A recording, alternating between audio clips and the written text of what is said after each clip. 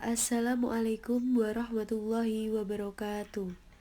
Pada pertemuan kali ini, kita akan membahas mengenai perilaku kelompok dalam organisasi yang akan kami jelaskan dari kelompok 6. Sebelumnya, saya akan memperkenalkan anggota kelompok kami. Yang pertama yaitu Puput Ayu Widiningrum, NIM 1264062010666.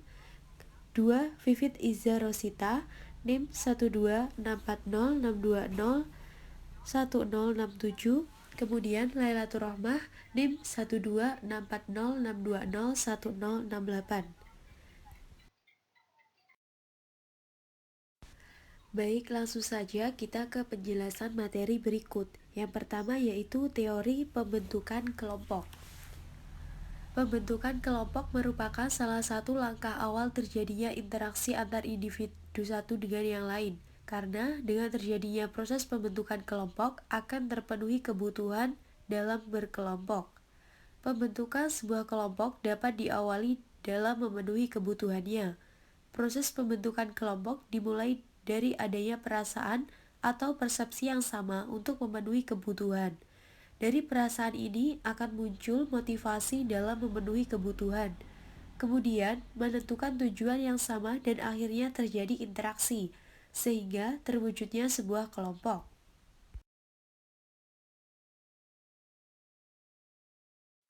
Materi berikutnya yaitu teori yang dapat dikemukakan berkaitan dengan pembentukan kelompok, yaitu teori kedekatan atau propinquity, yaitu teori yang sangat dasar tentang terbentuknya kelompok ini adalah menjelaskan adanya afiliasi di antara orang-orang tertentu.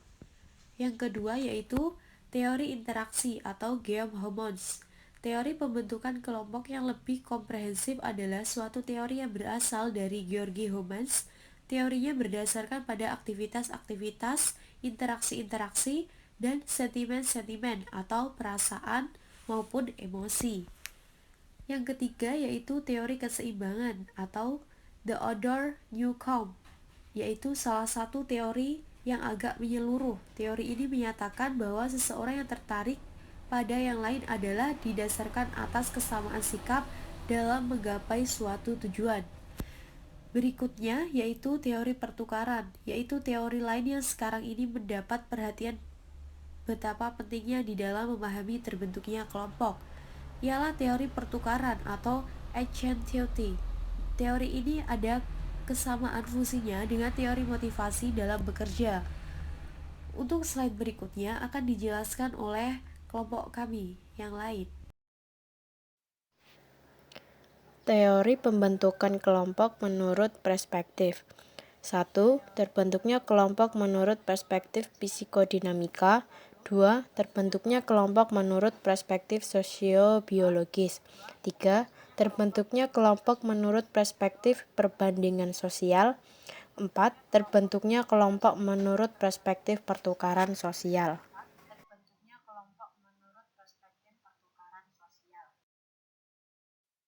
B. Bentuk-bentuk kelompok. Berdasarkan alasan terbentuknya, kelompok dapat dibagi menjadi dua, yaitu 1.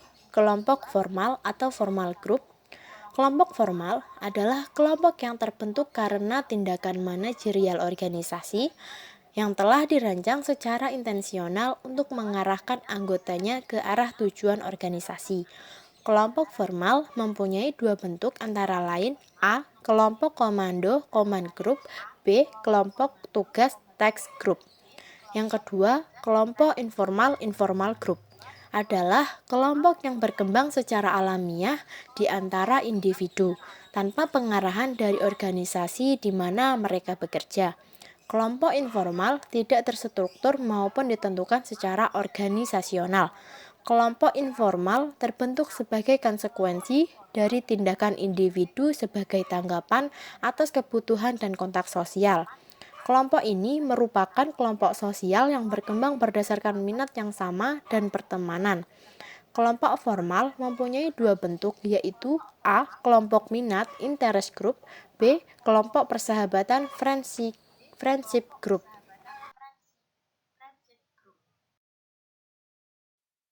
Sedangkan menurut David dan Frank, membagi kelompok menjadi 4 jenis. Berdasarkan prestasinya antara lain sebagai berikut. 1. Kelompok pseudo. Yang kedua, kelompok tradisional. 3. Kelompok efektif. 4. Kelompok prestasi tinggi.